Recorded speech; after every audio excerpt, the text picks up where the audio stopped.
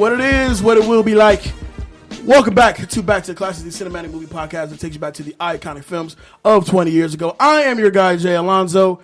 You can find me on all the social medias, Facebook, Snapchat, Instagram, Twitter, Bird with a message, anything. Simply at I am Jay Alonzo. You talk to me and I'll talk back. The Back to the Classics Instagram page is up and popping at BTTC Podcast. I'm tripping. The Back to the Classics Movie Talk group on Facebook is up and popping. Jump on that. Join the conversation. And I got my guys in there today. I got, of course, my co-host. You know what? Let me make this official because he doesn't even know I'm gonna do this. But my guy David Neff's in the building. David, what's up? What up? What's going on with your brother? Not much, man. Never been Paradise Runner.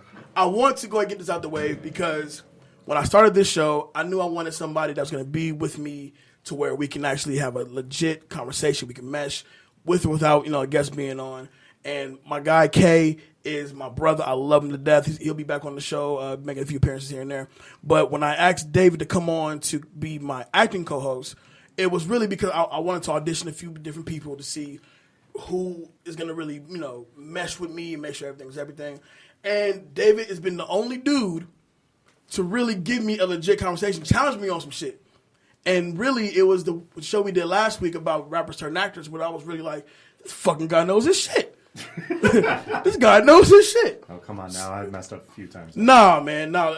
You checked me on some rap facts that I didn't even know. I was like, oh, fuck. I forgot all about that. So with that being said, I'd like to formally make the offer on the show right now to my guy David Neff to be my official co-host for Back to the Classics. Oh, man. It's an honor, man. What's the pay?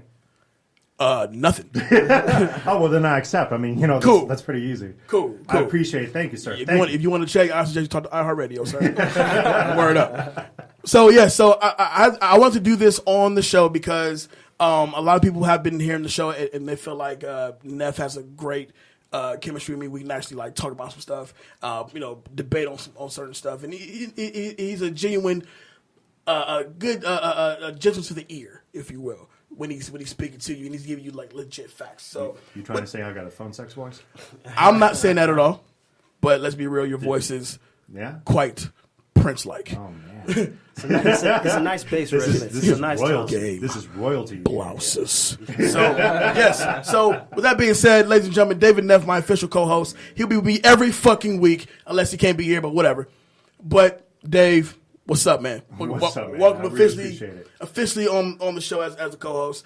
Also, I got another brother in here, a reoccurring guest, if you will. Third run. Third run? Man. Third leg. I don't even think none of those been on the show about as much. But no, very few people can get that reoccurring spot. You know what I'm saying?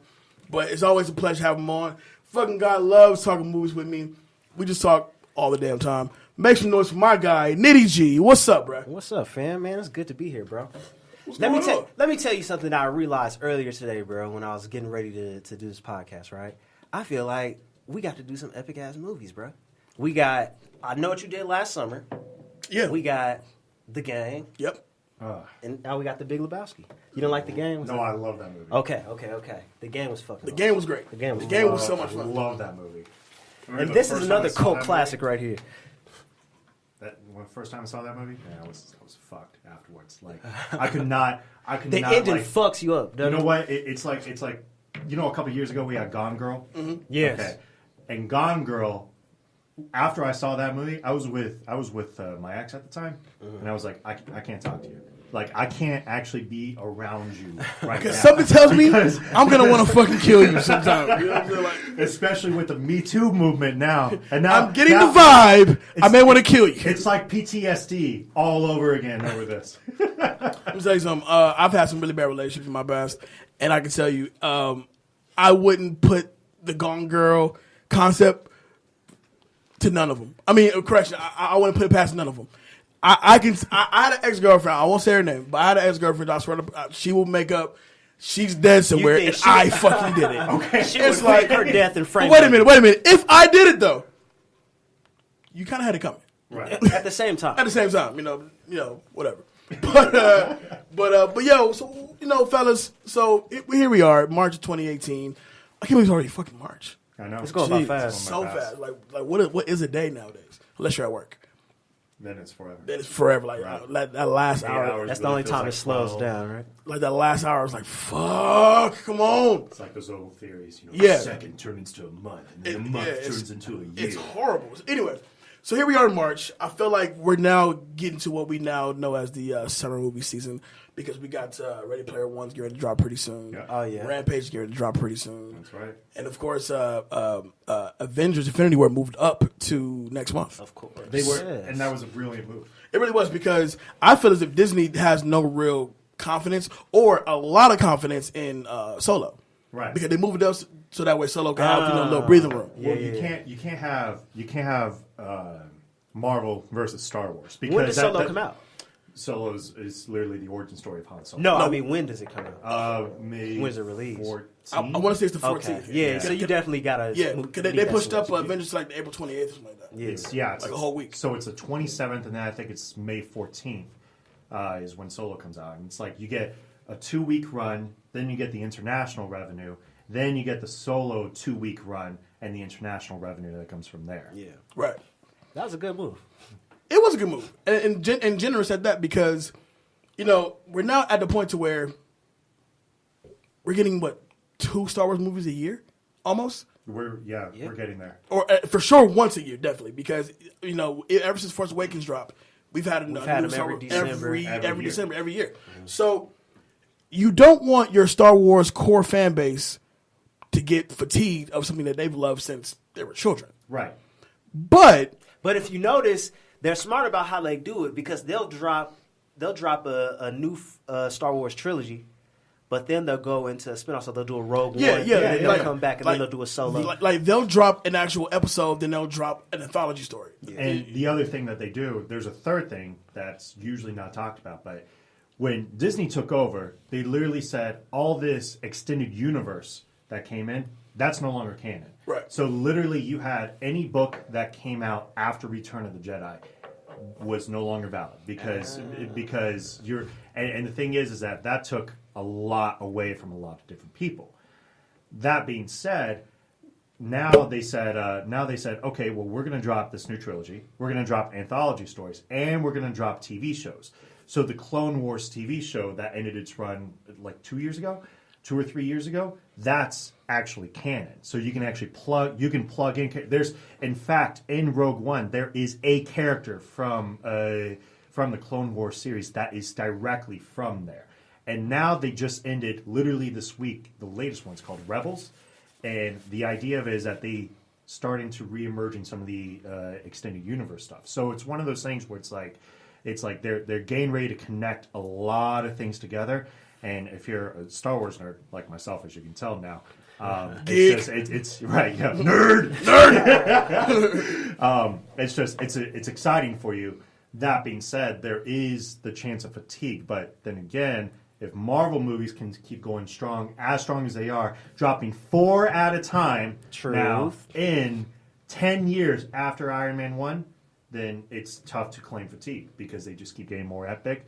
You have essentially 60 years of stories from the Silver Age comics going up to now, and it's nobody's going to stop that. Nobody wants to actually stop that. No, why would you? No, It's a money grab.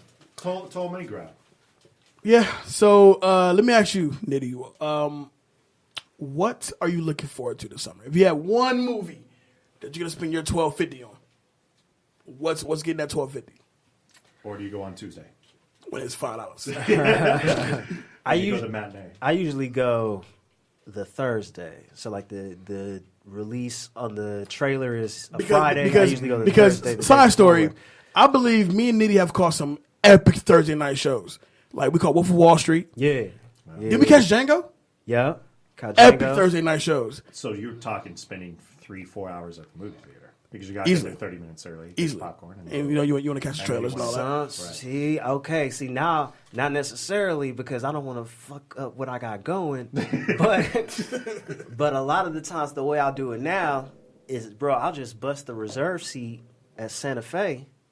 So it's like, really, I mean, I can kind of show whenever, just go valet or get the parking garage, you got your and seat already ready seat's for you there, yeah. and I'm in there. And then it used to be not a lot of people fuck with the Thursday releases.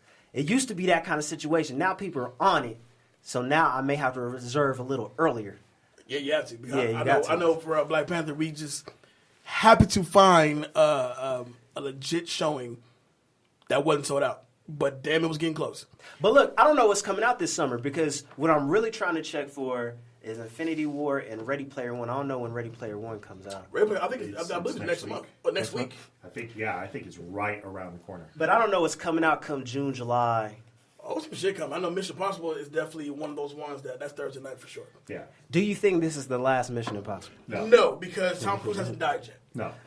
and until he dies. Until he's actually dead. Can we just say, it seems to me, how many Mission Impossibles are we in? 6, this 7? Is number, 6? Number 6, yeah. Questionably 6? Let's see, MI2. So, yeah, Ghost Protocol, Rogue Nation. And, yeah, 3. I think it's 6. This is 6. It seems to me that the mission is quite possible. After 6 movies, the name just doesn't hold up. No. Oh, the whole thing is, whoa. Hold on, no. It's still impossible. It's just not impossible for Tom Cruise. Yeah. Is it still impossible, man? It's not impossible for Ethan. They should just change it to like Mission Improbable. But you know what? One guy could pull it off. For me, Mission unlikely, but still doable. Mission hell no. But you know what? Mission Impossible is one of those franchises that, unlike some Fast and Furious, they're very hit or miss. But Mission Impossible gets fucking better every movie, dude. Like, one of my favorite movie franchises to this day will always be Mission Impossible because the second one's horrible. I thought 2 was better than 1.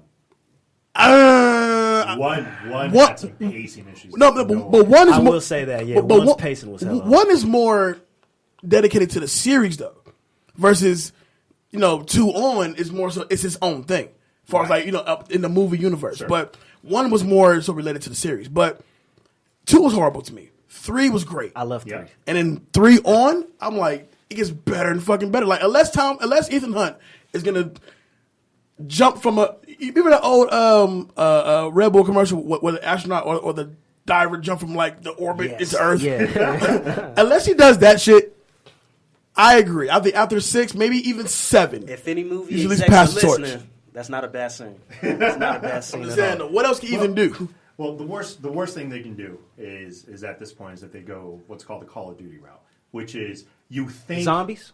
No. Keep the zombies. Ethan Hunt fighting zombies I'm good. That may be jumping the shark a little. I'm good. But okay, look, if you want to pay money for Abraham Lincoln Vampire Killer, you can pay money to watch Ethan Hunt face off against some zombies. But no, you would do that. the Call of Duty problem is that every Call of Duty had this thing where they wanted to go more big, more epic in every single fashion until this past year. It's like, hey, what else can we do? Let's have Space Wars. And it's like, nobody wants that. Right. Nobody actually wants to see that. So what they need to do is they need to keep it fresh, they have to start bringing in mortality into the picture. In the last Indiana Jones, yes, it's terrible. Don't get me started on that, but the entire thing was like Harrison Ford, Indy was no longer as sharp as he was in Raiders of the Lost Ark. They allow him to get old. That's why. And that's what they need to do with Ethan. Yeah, they allow him At this to get point, old. they gotta be like, oh man, can Ethan Hunt jump across this building? And he goes and he looks. Well, clearly, he almost didn't make it. He did break his ankle. He did. Did he? Now, what they should do is with that same jump, they should look, and he gets smart, and he sees a ladder over there, and he walks across the building with the Well, you know what? Fuck. You know what? You got to change your strategy. I'd rather see Ethan at 60 years old. I'm going downstairs. I'm gonna walk across the street. Right. So okay. Obviously, I'll catch you later. But I'm gonna walk over there gracefully. Jeremy, I'm gonna meet you do something now. And I feel like eventually, they will pass the torch to somebody else. But while we got Cruz doing all this death-defying shit, I'm cool with that. I'm with it. I'm totally with it. I'm here for it. Because Cruz does some dope-ass stunts. Let's tell this. Let's be real. You know what I'm saying? I'm not going to... Let's not flex. He is... And it's funny because he does a lot of action movies, but Mission Impossible is the only thing he'll dedicate his actual life to. Oh, I know. You know what I'm saying? It's insane. Edge of Tomorrow, no. There's a double for that. Let's go ahead and get him for that. He did another movie... But isn't Mission Impossible his, though? He produced it, but he produced a lot of his own shit. But he does his own stunts in that movie. That's only in the Mission Impossible movies. Oh, see, I didn't know that. Everything else, like he did, I have a double. So no, there was a big controversy when Mission Impossible 2 came out because at the very opening scene is one where man, in the John Woo knows fucking dubs. I know. God. And what the dubs.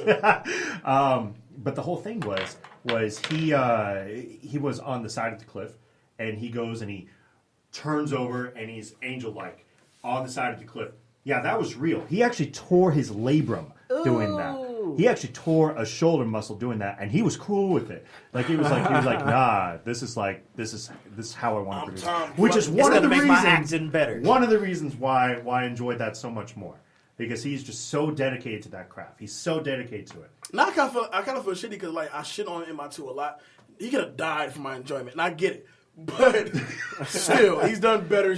Anyway, let's get to this fucking movie, man. All right. So here we go. 2-minute drill. We're at that point. Do you guys even have questions? I got a couple questions. I got some good ones. Okay. I think I got some good ones. Okay. All right. So let's see if you get my phone to come back on. Yeah. Okay. Yeah, we're good. Thank you for the heads up, though. You're awesome. All right, ladies and gentlemen, 2-minute drill. All right, I'm going to go first. I'm going to shoot this one to David, and then we'll go that way, okay? All right, let's go. 2-minute drill starts now. All right, who plays the stranger? Oh, that's easy. Sam Elliott. Okay. Ooh. God knows his shit. That one all right, Nitty, let's see how well you did. When at Ralph's, he goes and he drinks the creamer, or he kind of smells it, and then he writes a check for it. How much was that check for? 69 cents. Yes, it was. Wow. Boom. Okay. That was one of my questions. I like the way you think. Okay. Right before the dude's about to make the drop and drop off the money, right? He picks up Walter. Picks up Walter at his business. What are the initials of Walter's business? There's a reason I'm asking this specific question because it's very funny when you look at Walter's character. Isn't it BJ?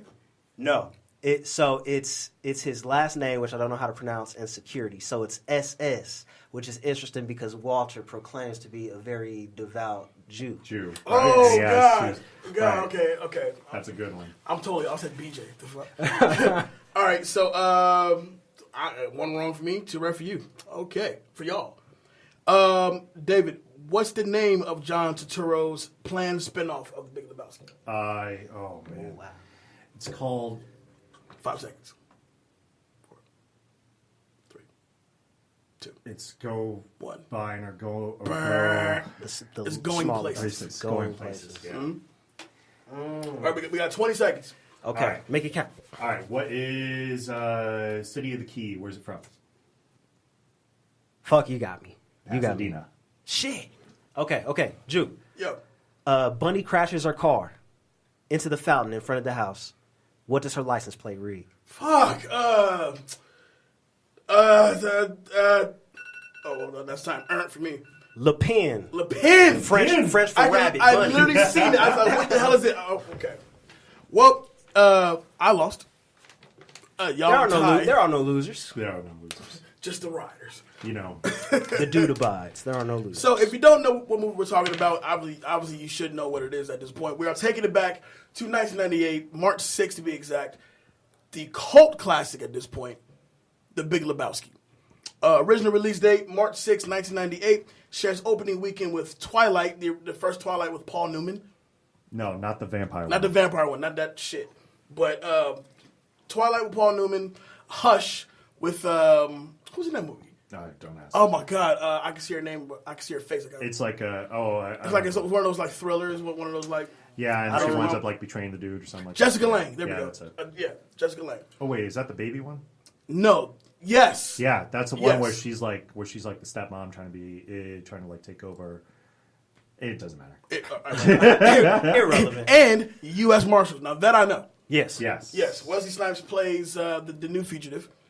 And Tommy Lee Jones still giving that plays mean, the same dude. mean old snarl that he gives. Same character. Production budget $15 million.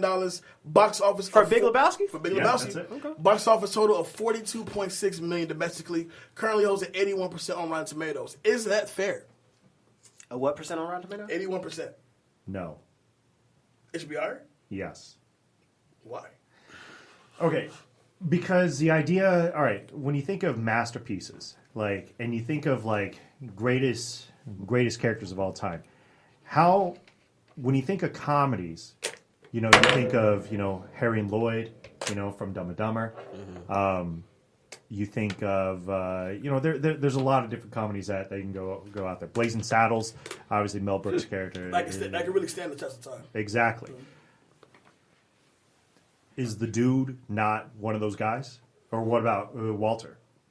Those guys. Maybe those not guys Walter, by but themselves. definitely. I disagree. I think Walter. I don't think Walter is as strong as the dude, but Walter is one of those guys that like you can see that person today because there's so many of those Walter characters out there today. So in my opinion, no, I think it should be probably low 90s, maybe high 80s, low 90s. It's just crazy how this movie has become such a cult hit. It's amazing. Like even to this day, just like The Room, you can still catch a midnight show of the Big Lebowski. Yeah. And it's playing in all the art districts, whatever. Absolutely. And the fact that we're now at 20 years since the movie came out and what it's become today is mind blowing. First of all, it definitely reminds you how old you are. Definitely. Yes. But the fact that people follow this movie religiously.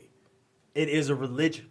Super religious. Like, it's the Dudism. dude. Yeah, dudism is a religion. I think the only reason you see a movie like this hit 88 on Rotten Tomatoes is because initially when it first came out, it wasn't a big success necessarily. Most cults aren't. That's what I'm saying. They kind of catch on later. I think that's why you end up with it going that low. But apart from that, oh, thank you, good sir. Mm-hmm. Apart from that, it's a motherfucking classic. It is.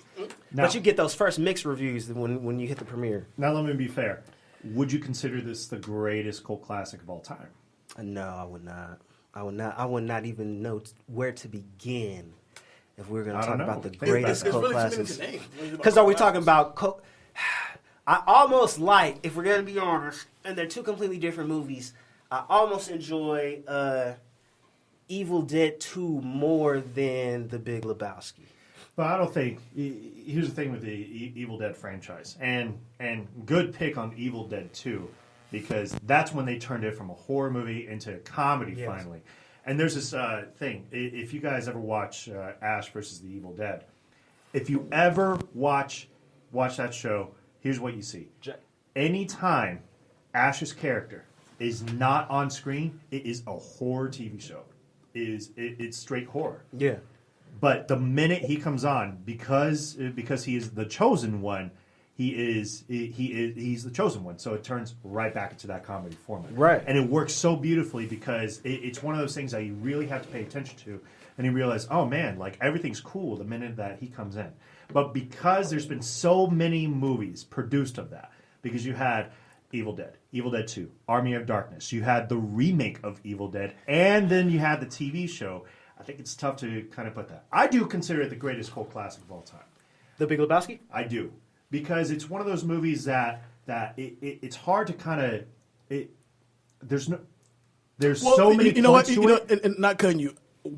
Let me first ask you this. What do you consider... What are the qualifications for a movie to be called the cult classic? All right. First off, it has to do bad at the box office. Yeah, Obviously. that's a wrap. That's like the number one requirement. You have to be so bad at a box office that you are immediately forgotten. But at the same time, you have to develop a following. It's like the Rocky Horror Picture Show. Rocky Horror Picture Show, which did terrible in the box office when it first came out. Mm-hmm. But now it's so common that in the city we live in now, you can catch two showings of it. Not only the movie, but a parody of it being acted on stage there at the As the Top movie's Can going Theaters. on. Wow. Twice a month on Saturdays. That's how dedicated the fan base is. The only reason why I think Big Lebowski beats Rocky Horror Picture in that sense is because it's not a musical. I think musicals are too easy to become a cult classic. I agree with you on that one. It's easy to hop on that bandwagon. Now, okay, how many how many cult classics have a festival? Isn't there a dude festival? There's a dude festival, actually, and I've always wanted to catch it because apparently it's like a smoker's paradise. I feel like that should be our next mission. I feel like that should be our next function. Where does it even take place? We're gonna Google this and find the fuck out. I know that much. All right, so the movie itself, I know it's set in 91 LA, and it's crazy how like 91 LA looks. If you're familiar with LA, then and now. We're talking, post the riots, post the big quake. Now, versus back then, this is before all this happened. And so, even the OJ thing, Yeah. And so, when you see LA for its, how can I put this? Its classicness. That's not even a word, but fuck it. Its classicness. I get what you're saying, because I watched the movie, and I look at him getting his window smashed the fuck in, and I'm like, yo, it's just something about that set in L.A. to where a bad day doesn't seem so bad. Right. Like this it's could not be that bad. This could be a worse situation. Okay, so back during that time in the early 90s, you had L.A. versus New York, right? Yeah. How we kind of talked about this last week where it's totally different culture. And the thing is that we had so many movies in the 1980s and 90s that talked about New York and how it's the greatest city in the world. But it's also because the attitude of a New Yorker versus the attitude of somebody from LA or California in general, just saying, It's really LA, New York. It's LA, New York, though. Yeah. So it's two totally different dynamics. Where you see New York as this like hard nosed, tough. Mm-hmm. These guys are probably like you don't get your car broken into, you get your car stolen and it's gone for forever and you never see it back. Whereas here it's like, oh, your beater car gets stolen and then sometimes you can find it back. Yeah, and you're okay if it's not back. And capitalizing off of that point, the dude played by Jeff Bridges is 100% a definition of what you think a slacker guy from LA would actually be. 100%. He is definitely a dude from LA, a dude that admires the beach. I guess in present day, smokes a shitload of weed. Oh, no doubt. And when I remember when I first seen this movie, I didn't see the movie until years later. I had no interest in it. But when I really got into the movie, I finally caught it, and I thought it was like, okay, I can't necessarily relate to the dude as far as my ambitions, but his whole vibe is 100% a cat from LA. Absolutely. And That's the guy. I mean, he's 100% a cat from LA. He's not the guy. He's the dude. He's the dude. He's the dude. That's the dude. I love this. I love the scene when it's almost. I guess this is the opening scene when the guy's busting the house, so they start beating his ass for the money and whatnot. Mm-hmm. When I first saw that scene, mind you, I'd never seen the movie ever. I think the first time I seen it was maybe 10 years ago when I first seen it, outside of the other day. But I sat and I watched that scene, and I remember just having my eyes like, oh, shit. Like it's about to go down. Where is this going? Mind you, I wasn't too familiar with the Coen Brothers stuff. I mean, I knew about Fargo, and I knew about Lady Killers and all that jazz, but I was familiar with it, but I wasn't a huge fan until I started to really appreciate the writing that they can accomplish. You know what I'm saying? I feel like a lot of their screenplays are met with so much depth and there's so much they play a lot. It's a lot of dry, dark, but almost subdued humor, if you will. And some movies they have go straight. It's just straight comedy. Like Lady Killers is a straight comedy. Right. Yeah. Other movies like Fargo, it's a darker comedy, but it has the strong dramatic elements to it. But their writing is very versatile, because they can really cover a lot of genres in one flick. You have to be a pretty good writer to put together a movie like The Big Lebowski anyway, because it's basically a movie that the plot is almost irrelevant in the movie. Right. There are so many different things going on in the movie that the plot is completely irrelevant. And mind you, The Big Lebowski or the Little Lebowski dude is in the same place at the end of the movie that he is in the beginning of the movie. And for you to make a movie go through 2 hours and have your main character not change at all, yet still keep the audience engaged and interested, takes some chops. You got to have some right That's chops. because the dude abides. That's just what happens. The dude abides. The thing is that he's constantly spitting out his own philosophy throughout the entire movie, and you just realize that, like, in today's world, everybody's trying to get ahead, right? Everybody's trying to make a name for themselves. Everybody's trying to do that. But what's so beautiful about the dude is that he is perfectly fine doing exactly what he's currently doing. He doesn't watch TV. He doesn't play video games. He doesn't care about that. He'll go and he'll listen to a bowling soundtrack from 1987 laying on the floor on his rug because that's just what he wants to do. And that small little simplicity, that small little beauty, and you realize, man, like I shouldn't really care about some of the things that I care about. And a side thing, when I first saw this movie, I really got the interest in going bowling. Like, the fact that, the dude can make bowling. I like bowling anyway. We've been out bowling before, but I don't go willingly. I gotta get invited to go, I guess. Right. You don't go of your own initiative. Yeah. Saturday I'm going bowling. Like, nah. Right. I think if I'm on a date or if I get invited to somebody's bowling party or whatever, I'll go. But I never just want to go. Just come free. So. No, I don't, sir. I'm actually pretty damn good. so it's like I bowl over an 80. I may not hit a strike. I may not shoot. Right. I'll play with the rails down. First of all, my average is definitely 95, so fuck you, Dave. but it really gave me the interest in going bowling. And that's what the Coen Brothers does. They'll take something so simplistic as bowling and really give it like a legit character, give it like a legit background to its world. Like, I am that much interested in seeing where this goes. Like the last bowling movie to do that to me was Kingpin with Woody Harrelson. I love that movie. Because, first of all, it's funny as shit.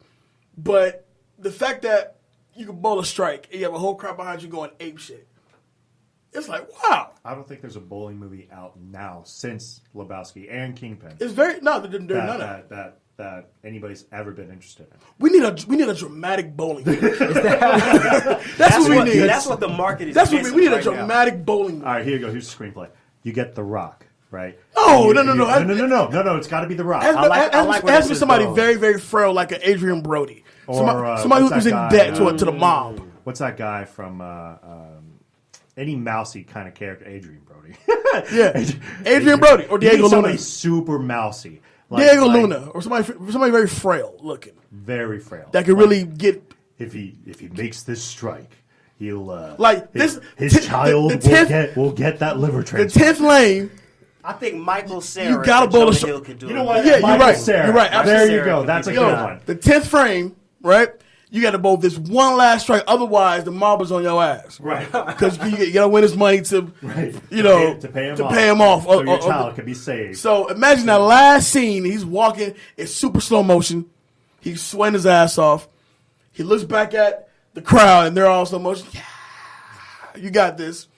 And then you look to the left. You see the mob representative giving them a look like, and they're doing this thing where they're kind of rubbing a ring on their pinky finger. Yeah. Right? And the camera cuts to Michael Cera, and he's really hard. His cheeks expand, and then he goes for that shot, and it's going down. It's going down the frame, but it's going left and right. It may gutter ball, and then it shoots it. Then it shoots right. It shoots right back to the middle. It gets every pin down, and he's all yes. Or even worse, it turns to dark comedy, and it goes straight into the gutter, and then everything just kind of changes from there. I say go picture. I want to see that. I want a dramatic bowling movie. I'll put up money. Dude, Rounders was a dramatic cars movie. Oh, it's amazing. About what? About poker? It poker. It was straight up. It was poker. Yeah, straight up because it was Ed Norton. But that was a dramatic poker movie. I know. 21 is bad, but 21 was a dramatic poker. A dramatic poker movie. Yeah, you know that's a perfect setup though, because card games themselves, especially a card game like poker, it's already set up for tension. I play poker. I don't know how many of y'all actually sat down and play poker. The tension is there. Right. When you got one guy across from you and he just won't give up, and it's you and this dude, and he's down 200, and you're like, am I really gonna? You know what they should do is. Okay, so the Olympics just ended, right? So you had some dramatic moments in the Olympics of shit people don't care about, like curling. if you were in the East Coast when curling happened at that time, it ended at like 4 a.m. and it was so tense at the end because you're sitting there like, oh man, is what I think about to happen. So that's what they need to do. We need to find a studio that's willing to take hobbies. I mean, actual hobbies, and turn them into like dramatic movies. We're gonna start. We're gonna start with curling. Then it's gonna go to checkers, and then it's gonna go to chess. Wait. I think we already have a dramatic chess movie. It's Are you talking about Fresh or no? Not Fresh. Okay. Fresh? The fuck? No. See, there's a lot of chess in Fresh. But and Fresh is. The plot is more or less the kid playing checker. He's setting these niggas up. Whatever. Anyway, right. Listen, but that's what I mean. Like just hobbies, and then go to like. I want a dramatic backgammon movie. Give me that. Give me one of those. Dramatic. Give me a dramatic solitaire flick. You know what I'm saying? Can we do a dramatic? Give me dramatic roulette if you can. Yeah. There was this the other day. This guy wins a poker tournament, $42,000. He goes and he takes it and he puts it in roulette and he bets on black. And it's literally, he's sitting there, and of course it's spinning. It's a 2-minute video, but it was so dramatic. And of course, it lands on black. Because all good stories need to have that ending. So he doubles his poker winning money in doing so by putting it all on black when that happened. Oh man, it was magical. We're getting way off topic. We're getting super off topic. Okay, let's talk about probably one of my favorite characters, Walter. Walter was the guy. Nitty. Okay, with a friend like Walter, right? Uh-huh. A friend like Walter can get you into a lot of shit. When you think about it, Walter drives a good amount of this plot. He honestly does. Yeah. He honestly does. But when you first meet a guy like Walter, a gun-toting veteran who he has no problem stirring up some shit, do you feel protected? Or is it more like, we probably shouldn't hang as much. Here's the thing with a cat like Walter, it's going to be a 50-50. Right. You know, if somebody comes at you, you can feel protected. But also know that you may think you're just going out for a nice night to kick it, and Walter may turn it into something completely different. Right. And what's so beautiful about Walter, and I'm going to use that word strictly for him in this sense, is that he follows his own code to a T. As much as he possibly can. It's air shovels. You know, I can't do anything. I can't on the Sabbath because I'm Jewish. Even though I was raised as a Polish Catholic, and now I converted to Judaism. No, I cannot do anything on a Saturday. I can't drive a car. Listen, and I don't fucking roll. Walter he's so quick with it. When they go see when they tried to like reason with the guy, right, and the dude wasn't hearing it, so he takes a golf club, fucks up the sports car. Fucks up the sports car just to only realize this wasn't even his. This is what happens when you fuck a stranger in the ass. And it's like, wait a minute. First of all, you fucked up the guy's car, dude. Like, we can't hang out like that. Number one, you just randomly go beat up a car real quick, only to find out it's not even the fucking guy's car. But the best part about that scene, we could die. That's my point. Was the guy's reaction? It wasn't. He didn't attack Walter. No. He didn't go because he got the club away from Walter. He didn't go after Walter. He went after. I fuck your car now. Yes. And he goes, that's the most LA thing to happen. That is 100% LA. Like, now we're even. Now we're even. Okay. Have a good night, sir. But look at this, though. The guy, Walter, he's the one who initially gets dude to go see the other Lebowski in the first place. I know. Right? Then he's the one that throws out the fake suitcase. And then he's the one that goes over to the kid's house and breaks all the windows.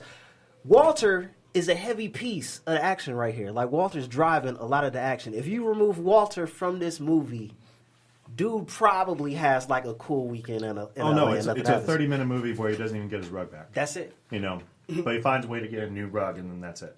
That's it. The scene where dude meets Treehorn.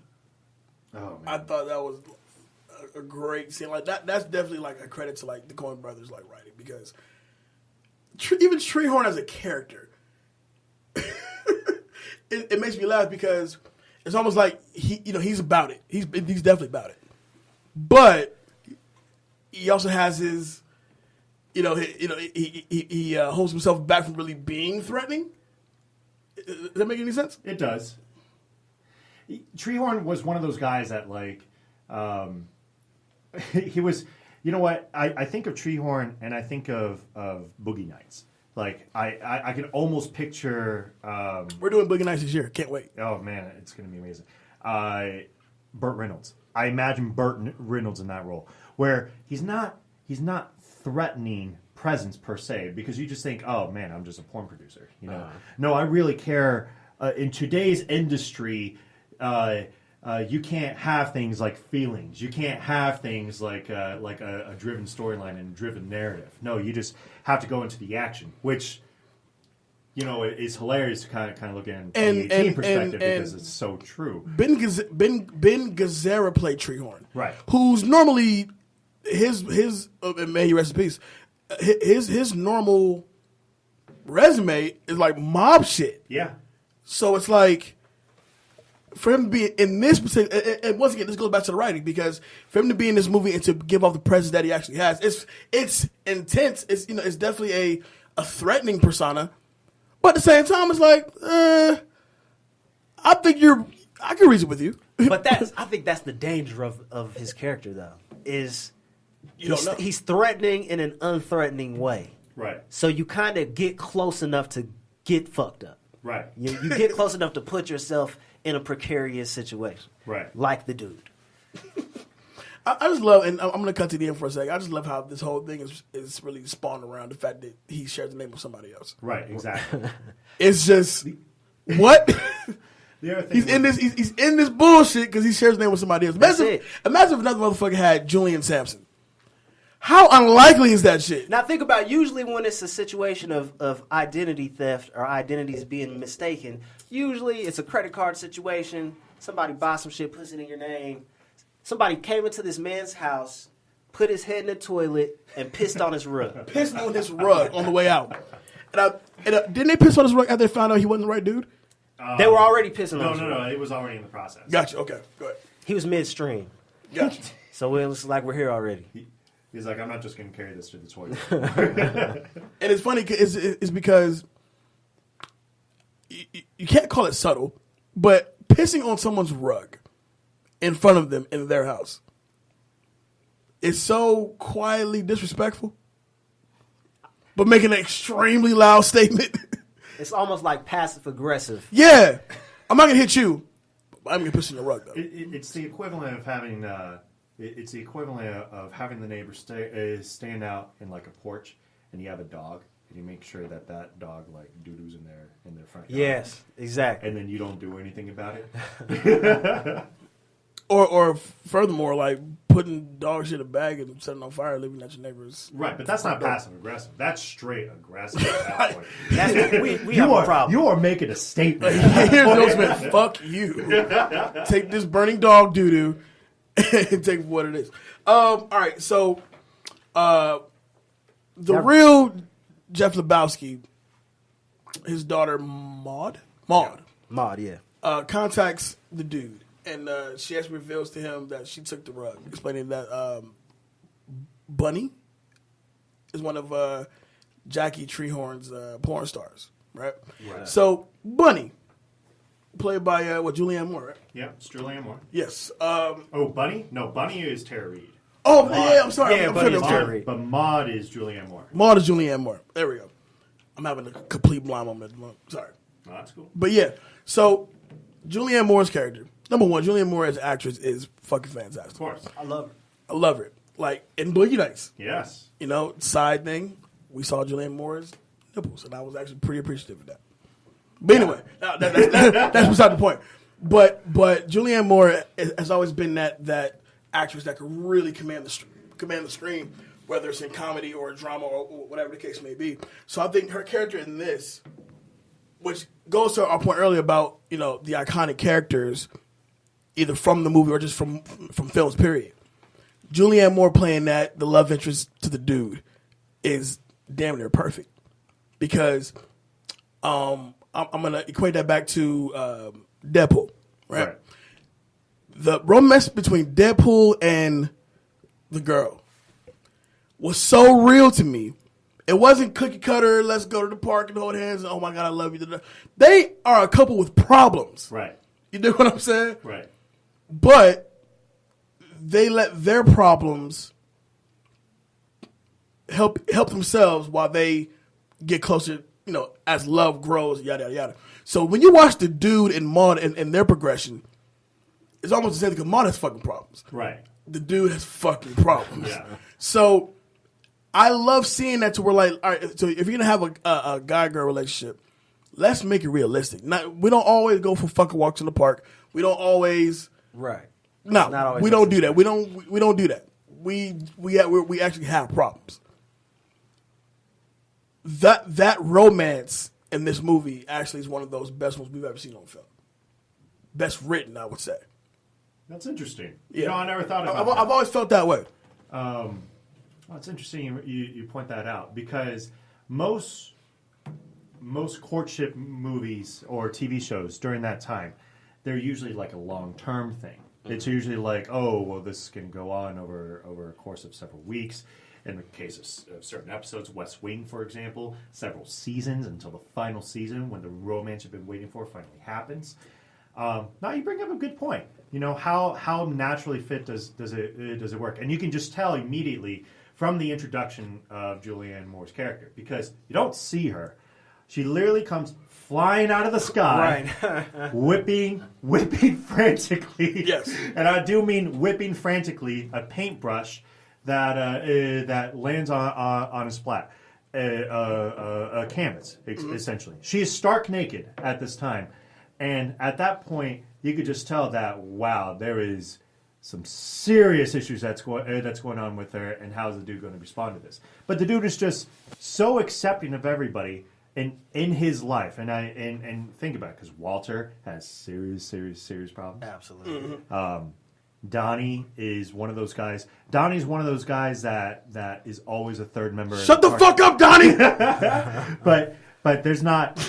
You know what's the best part about it? I really don't think they knew anything about Donnie outside of the fact that he loves bowling, because at the end of the movie, that was such a clear point. Where he was a good bowler and he was a good man. They don't actually know that he's a good man. Yeah. They just know he's a good bowler because he doesn't hang out with them outside of work. We're the only time that they do is when they go to In-N-Out Burger, right? That's the only time that they actually do. But back to Maude. Now you bring up a good point. Like what can movies do nowadays to kind of bring that sense of realism that happens? And the only way they can really do that is if it's specifically a rom-com. Like you think of 10 Things I Hate About You. Mm-hmm. Heath Ledger, Julia Stiles. That was natural. That was natural chemistry that they had. 500 Days of Summer is another one where that really messed you up at the end of the movie. But that was realistic as fuck because 500 Days of Summer is one of my life experiences. I've lived that experience. Well. Today's not the therapy session, but no. If you come back tomorrow, but it's we usually have a couch in here, and there used to be one, man. Sometimes you just gotta let it out. We'll give you grapes and everything. I appreciate that. Would you like some grapes? Is it free of charge? No.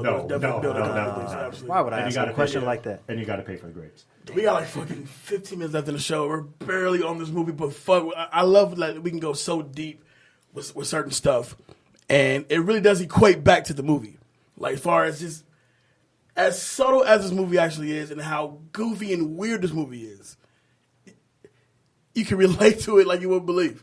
But on Maude, on the romance, I never looked at it that way because the way I perceived it when I watched the movie was Maude seemed to me more so to not be romantically interested in the dude, like accepting of the dude, but really... We're smashing because I want to have this baby. I'm telling you right now, I don't want you in the baby's life. Is that yoga? No, I hear it way first. Okay, let me just ask. If you're in that situation, what do you do? What's the name of the actress? Julianne Moore. Julianne Moore. If I'm in that situation with Julianne Moore. No, not with Julianne Moore. Let's say a girl. Just the situation. Just a situation. A girl, you've been having kind of like this weird talk, and it finally goes down. And she starts doing that. What do you do? Okay, I'm confused already because I strapped up. So I don't know. I don't know. So what you're doing. What I'm not gonna do. But I would be highly upset. If I turn you over, is it gonna go the other way, or how does this work? Or are we too far gone right now? We're too far gone at this point. I'd say so. All right. So another thing I want to touch on is the intro of Jesus or Jesus. No, it's Jesus. It's Jesus Quintana. Mm-hmm. Epic too. And he only had 2 scenes in the movie. Turturro, for it to be just 2 scenes in the movie, is fucking amazing in this role. I mean, as an actor, I mean, he's had some quality roles like Jungle Fever, Barton Fink, which is another Coen Brothers. Absolutely. Even in the first Transformers, where he's not as annoying. Right. He can channel so many different emotions. So when this character, and this is also very much another character that is actually iconic to a lot of people. The fact that he even wants to make the spinoff, which I don't even think is even off the ground yet. 2018 it comes out. Oh, so it is coming this year. Yeah. I didn't know. It was supposed to come out last year, but apparently. So it's shot and done already. Apparently. Oh, excuse me. But the Coen Brothers won't actually claim it as a spinoff. But whatever. Nobody cares about that. At this point, we're getting the same exact character and it's turning into a spinoff with that. No, you know what was amazing about Jesus Quintana is that everything about him was absolutely ridiculous. From the first shot that you get of him, you know, getting the only way he's flamboyant as fuck. The only way it could have been more action. flamboyant is if his bowling ball, like Kingpin, actually had a rose inside of it. Now listen. Real quick. Now that's Bill Murray's character. Just to kind of compare Bill Murray to Jesus. Go ahead. Bill Murray's way cooler. Oh, no doubt about it. Way cooler. Everybody wants to hang out with Bill Murray's character. I love his fucking character. I can't wait to do Kingpin later this year. I can't wait to do it. But to compare the two, Bill Murray's character with the bowling ball, his whole facade, like he has fucking swag. And he's a bastard of a person. You know what I'm saying? Yes. Jesus, on the other hand, for Jesus to be as extra as he is, Jesus has a ton of fucking confidence. A lot of confidence. That's a good term for him. He is definitely extra. He's extra. Anything you could picture of the guy that would so call himself Jesus, and he just kind of takes it over the top. I mean, he licks his bowling ball. He licks the bowling ball with the lavender suit. First off, you know he's doing that every single roll. You just know. So I would not doubt he's doing other things to the bowling ball. I would not. But put the it fact, past well, I guess Jesus. because it's his bowling ball, I guess it's clean. Right. If you think about Well, it. yeah, no, because he cleans it Right. after every roll. Well, there you go. He cleans it very passionately. So he can lick his own ball.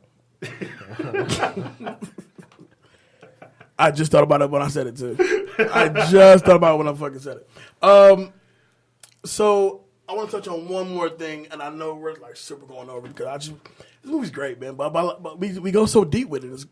Dude, There's a lot to unpack in this movie. You're coming back for another one. You know that, right? Yes, sir. We're going for like legit 2 more before the year's up. It has to be. Kingpin? We can do another bowling flick. Okay. All right. So I want to shoot back. I want to shoot out to the end. And when Walter and Dude go to the beach, and they scatter Donnie's ashes.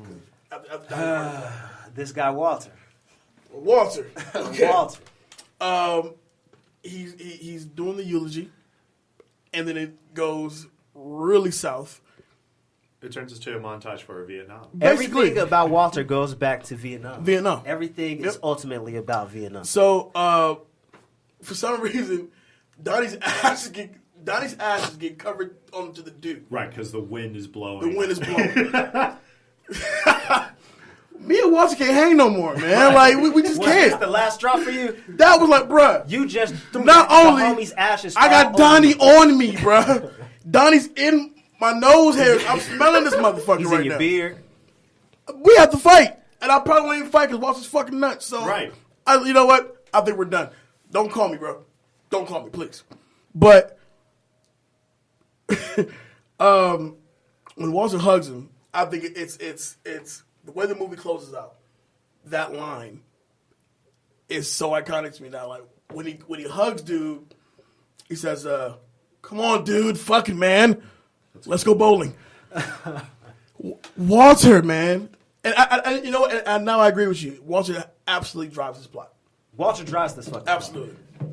It's the dude's story, but Walter drives the plot. But look at it. Fuck it, dude. Let's just go. But we're back to where we started. We haven't gone anywhere. Some shit's happened. You've learned the homies nothing. died. We've learned absolutely nothing. And don't think that Walter isn't gonna fuck up tomorrow because he is. The best part about that's clearly like a Coen Brothers like signature, because what they do a lot of the times, and here's a fun one for you. If you ever notice with Steve Buscemi's characters in it, they reduce his body every time he dies in a movie. That shit is comedy. Into something smaller and smaller. So, for example, he was in Miller's Crossing, and he was dead. Right, you saw the actual corpse. In Fargo, which came out 2 years later, you just see the foot. Yeah. And now in Big Lebowski, he's just ashes at this point. But Next movie, he's gonna get vaporized. Right, exactly. No, it's not. You're going to see the vacuum come out, and but that's a clear Coen Brothers tactic, because later on they would make the movie Burn After Reading, and the movie, while it didn't hit all the notes, there was definitely some comedy that happened. There was definitely a really shocking scene in that when Brad Pitt dies in the movie. Yeah. I mean, it really came out of nowhere. Right. But what was really, really great is that at the end of the movie, J.K. Simmons sitting there and he goes, well, that's done. I'm glad we all learned our lesson. I don't really know what we learned here, but I'm sure there's a lesson here. That is exactly what the Big Lebowski is. It's the signature. Nobody actually learned anything, but the week goes on. Let's go bowling. This movie's fucking great, man. Well, that's the movie. That's the Big Lebowski. We covered what we could, but a movie like the Big Lebowski, if it was made today, I mean, like exact storyline, exact everything, where would we be? It would have been more of a box office hit, I think. You think so? It would have got more than 3 times its budget, I think. If you think about it, because it earned, 46? And it was made for 15, so 3 times its budget. Yep. So I think If that movie is made with the same budget, so 15 mil, I think it's easily a $100 million thing in it, and it doesn't become a cult classic anymore. It just becomes a really, really good comedy. I just box office hit. Yeah, I think it'll do way better at the box office. But I don't know. I still think maybe it becomes a cult classic. I think it still might slide under there, but it'll be more of a. I don't want to say super bad. I don't know what I would compare it to. It definitely wouldn't be at the level it's at, but I think you'll still have dudism. I think dudism would still have worked out to somehow be a thing. Yeah. it would be, yeah, because it'll be a very quotable movie like it is today. Like if you think of I Love You Man, and those Apatow movies, you really remember those comedies. But it's he has a formula that really works for him. But the same thing with Coen Brothers. Coen Brothers comedy is one of those that it's like a Norm Macdonald joke. It starts off. What a comparison that is. It is. A Norm Macdonald joke goes like this. It's usually 5 to 18 minutes long. I'm not kidding. And you start out the joke into the plot, and you're really into the plot, and then you kind of get lost in the middle of it. Like where is he going with this? And then he ends the joke, and it's like a dad joke. It just ends right there. That's exactly Coen Brothers' film. It essentially is just like there's no point to anything that's kind of happened, but what you saw, you're definitely going to remember. Right. Yeah. I can't disagree with that. Because even like the Lady Killers, which is I keep referencing it because definitely not one of my favorite Coen Brothers movies, but I do for some reason I remember this movie distinctively. And I realized it's not a great movie at all, but just the way the movie wraps up. And it's just like everybody just dies one by one by one. Like Tom Hanks goes, like Marlon Wayans go, like all of them, they all die in a super odd ass way. Meanwhile, the grandmother, the lady of the house, Irma P. Hall, has no actual clue until the end about what they're actually doing.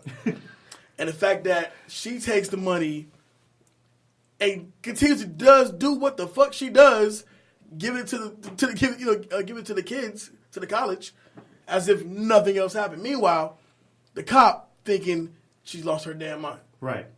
And the movie just ends. Exactly. It's like, so this is just a normal day. And whatever a normal day in our life. life. Exactly. That's the Big Lebowski. It's just another day in L.A. Let's You got trophy wives who owe porn directors, and we got to work this shit out. Right. So let's get into takeaways. Let's kick it off with my man Nitty G. Yes, sir. Nitty G, who's getting your That Guy award? Do we even got to say? I mean, let's be real. The dude. Why? Because the dude abides, man. The dude abides. Because the dude abides. Because the dude is one with himself, man. The dude doesn't get lost in all of the shenanigans. The dude stays afloat through it all. Through the ups and downs, the dude finds a way. Right. That chick award. Mod. Word. Yeah, because I would, again, if I was in that situation and she was already in the yoga pose trying to conceive, I'd be down. I'd be with it. Dig it. If it was Mod. Dig it. This Fool award. This is fucked up. I want to say Donnie. Ooh. At least you said it first. But whatever. Was that going to be yours? I'm not saying. Go ahead. I got to say Donnie because Donnie knows who these guys are. He sits and he bows with them every fucking night. Number one, Walter never lets you speak. Walter doesn't like you. Shut the fuck up, Donnie! You never get your say at the table, Donnie, and you keep hanging out with these guys for no fucking reason. What happens? You get treated like a bitch. You get treated like a bitch. You come outside one night, it's a nigga's car on fire. You ain't got nothing to do with this, but these the people you associating yourself with, Donnie. You should have known better. If you knew better, you do better. Now you're ashes. I can't even say in the ocean because you're on the dude's clothes. Yeah, you're on the dude's clothes. You played yourself. Congratulations. Cut that out. What are you cutting out? The girlfriend who cut her toe off to send to Lebowski. Getting rid of the nihilist. Cut it out. Gotcha. Cut it out. When my mans told him, we know you don't got the girl. And he was like, give us what you got right now. Like, we don't want to leave empty-handed. Cut it out, man. Cut it out. Gotcha. And this is my thing. Walter always has the piece on him. Always. Walter's always ready to go. Mm-hmm. I was expecting Walter to just smoke these niggas right in the parking lot. I'm really surprised that didn't happen. Cut it out. And iconic scene. There's so many. We are talking about the Big Lebowski. Iconic scene. I'm going to have to say the intro. Because the intro just grabs you. When you first come in, the niggas come in, beat him up, put his head in the toilet, and piss on his rug. I'm like, I've never seen it. With the cowboy, with the cowboy narration. Yeah, at the same time. Yeah. Dave Neff, That Guy award. It's really tough to choose between Walter and the dude, but at the end of the day, it's going to be the dude. And the reason why is because the dude, it can be found in literally everybody. You know, you have that point in your life, and who knows? Because he did say that he actually did stuff before. Yeah. But at some point, he was just like, I don't care anymore, and I don't want to do what I do anymore, and I'm just going to kind of do as minimal as I can while enjoying simple pleasures of myself and literally avoiding everybody that he can. Because there's one thing there's two things he loves. He loves White Russians. Mm-hmm. And he loves bowling, and that's it. He doesn't even love his friends in that sense. He just kind of tolerates them because they're on the same bowling team. Because at one point he was even like, "I'm willing to leave the bowling team if you don't help me out with this." That chick award. Again, because Terry definitely had a memorable line in it, but no, it's going to be Maude. Maude is one of those characters that you can see today. That character that really wants to push heavy feminism, wouldn't ever consider herself a feminazi, but is overly rich, overly powerful, but at the same time, you know, she does her own thing, and she does it for every single class. Plus, she's rich as fuck, man. Rich as fuck. I mean, think about it. She's got her own foundation. They're like, he's about to take $1 million out of the foundation. He has no real money. I give him his allowances when I can. I give him his allowance, which is like, no, she has Beyonce money at that point. Gotcha. This Fool award. I am going to say Philip Seymour Hoffman. Yes, may your recipes. Because he's better than the role that he got in that movie. Yes. I would almost have preferred him to actually play the Big Lebowski than anything else. No, I would say that I can't agree because now that Jeff Bridges was one of the ones you couldn't really envision playing that. No. The Big Lebowski is. Oh, sorry, the original Lebowski. No. That he is the Big Lebowski. Jeff Oh, Bridges he is. is Oh, not my the God. Big Lebowski. Because Jeff Bridges, even now, the dude literally says, "Yeah, the Big Lebowski." He's referring to him. Yeah. So that's what I mean. I think Philip Seymour Hoffman should have played him because, well, we all know how his career kind of turned out afterwards. Right. Did you know they originally wanted Marlon Brando for the Big Lebowski? I can see it. They were play pushing, the Big Lebowski? Yes, they were pushing hard for that, super hard for it. But Wow. he just wasn't he wasn't buying. Go ahead. Oh, what are you cutting out?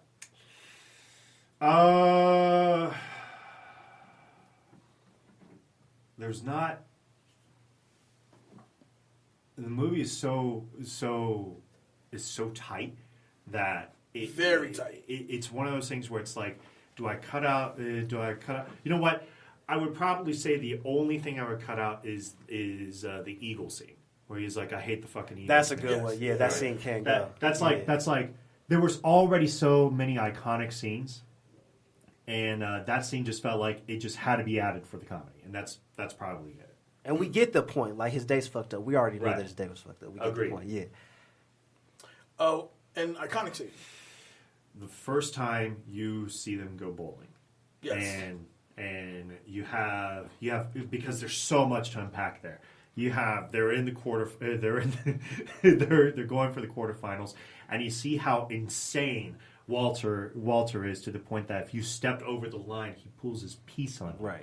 And you also had the introduction of Jesus Quintana in there, and I think the famous line, "Well, that's just like your opinion, man," came from that scene as well. I like it. Oddly enough, the dude never bowls. No, You never It's seen- just one of those funny things about the There's movie. only one time he bowls, and that's in the dream sequence. That's it. Yeah. And then it's kind of like Mod is bowling.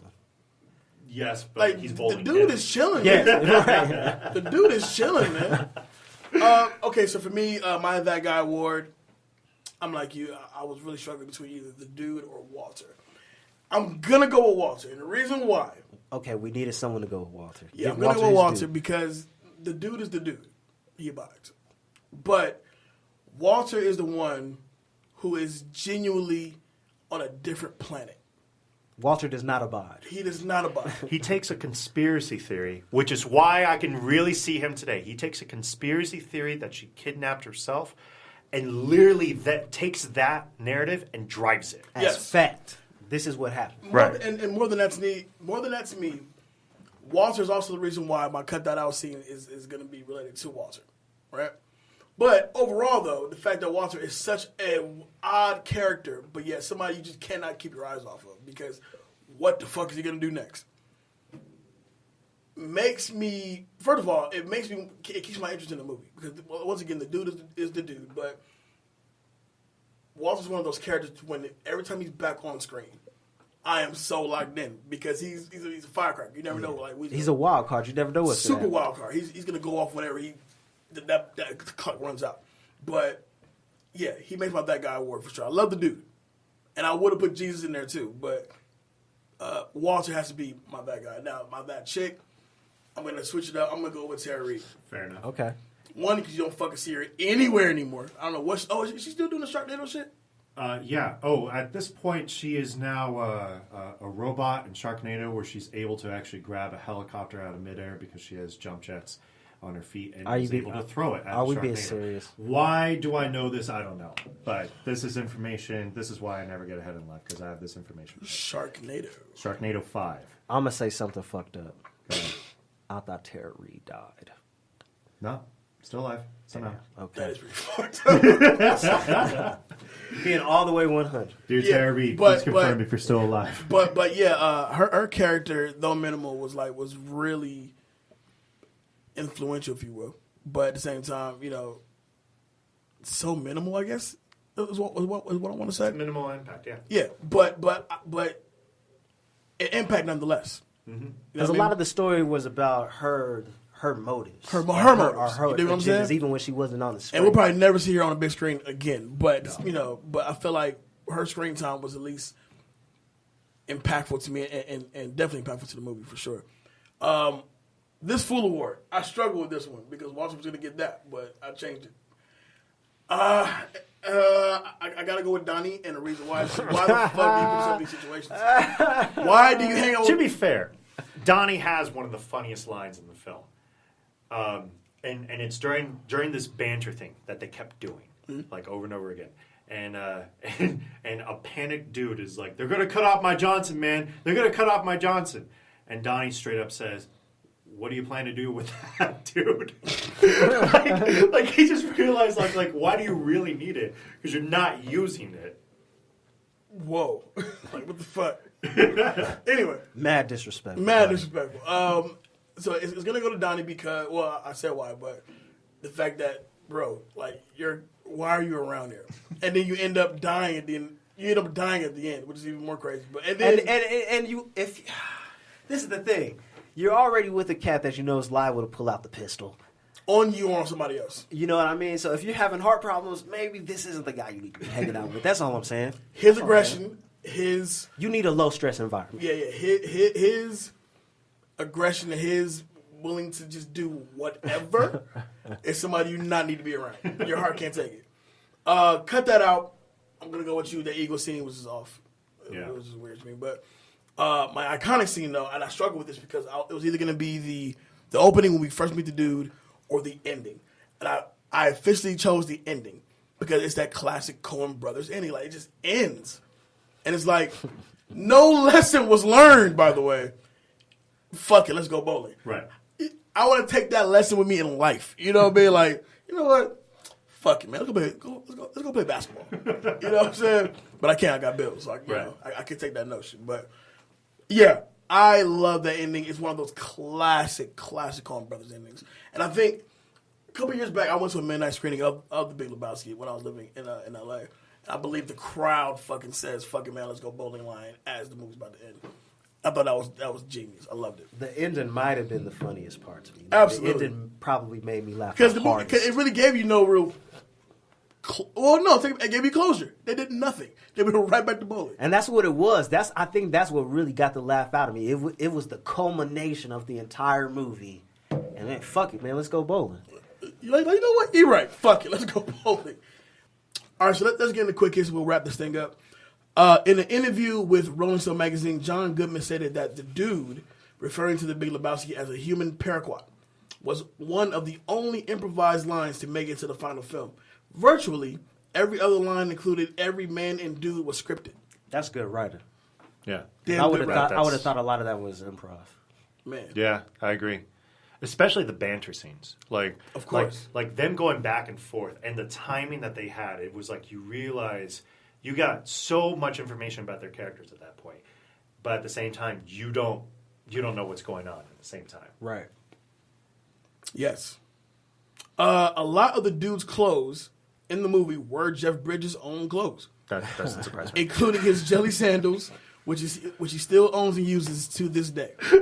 Of course. Just grab something out the pajama drawer. It's like when you have that iconic character and his clothes are essentially your clothes, you are this person. Yeah. It's like you go into, like how Robert Downey Jr. is Iron Man. It's like you have now become this person. Yeah. Oh, yeah. Smug son of a bitch, too. The dude says man 147 times in the movie. Nearly 1.5 times a minute. That's it. That's a LA dude for you. 260 times he drops the F-bomb? Something like that? Sounds like it. The dude's line, "the dude abides," is a reference to, I can't even say this Bible verse. It's Ecclesiastes. Forgive me, Jesus. Ecclesiastes. Yeah. What is it? Ecclesiastes. 1.4 or 1.4. Yeah, Come on, pronounce That's it. how you know I don't read I've never read the Bible, and I really need to. One generation passes away, and another generation comes, but the earth abides forever. It is a reference to how the dude, much like the earth, can weather change and chaos around him, but still remain the same. Beautiful. That's philosophy, right? That is deep writing. That's The deep. dude abides. The dude abides.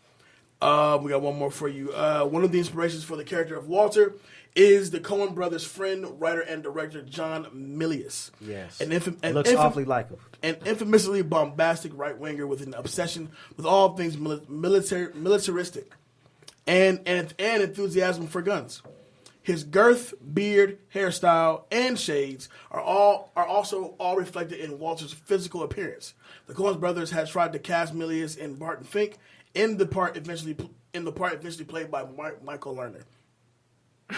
That's amazing. So it's crazy that there's actually somebody out there who is a Walter walking amongst us. There's a few Walters out there. Hey, man, we need to keep him fucking contained. Because the time we're in now, shit. Yeah, Well, that's it, ladies and gentlemen. We have been bantering on for this fucking movie, but It's the Big Lebowski. it's the Big Lebowski, man. It's the dude abides, man. Nitty G, thank you once again, dude, for hanging out with us today. It was my pleasure, man. It's You're always dope, a good man. time. This is number 3 for us. We gotta go for like 2 more. Seriously. Fucking what's the other bowler movie? I forget the name. Kingpin. We're gonna All do Kingpin. We'll lock that in right now. Let the good people know where they can find you. Bro, I'm at everything Nitty Official. Twitter, IG, Facebook. I keep it simple for y'all. It's a one-way ticket. Nitty Official, come holler at me, man. Hey, David Neff, Yes, sir. where can the good people find you? Well, I guess now you can find me on Back to the Classics podcast. I'm very, very Damn happy right. with that Swag. co-host. Damn right. Squad. But Dave Neff Transforms and, of course, DraftCheck.com, where we are continuing our mock drafts leading up into the draft season. It's getting really exciting. Combine is done. Whole bunch of trades just happened. Nice. Which literally changes the landscape of certain games. And we're excited for that. Nice. And like I said, you can find me on all my social medias. Swag. I am Jay Alonzo. That's Facebook, Snapchat, Instagram, and Twitter. You holler at me, and I'll holler at you back. Don't forget the BTTC podcast. That's a lot of T's. The BTTC podcast on Instagram. Jump on there. You get all the latest movie information, all the latest episode information right there on IG. You holler at me, I'll holler at you back. Facebook, Back to Classic Movie Talk Group. Jump in there. Rock with us. We love you. You guys are awesome. And, of course, what am I missing? I think that's it. You got Twitter? I have Twitter. I think I already plugged it. So that's it. But once again, though, big shout out to my man Nitty G. Me and Dave will be back next week with another special guest. Once again, this is Back to Classics right here on iHeartRadio, right here on BeatNetworkOnline.com. Peace.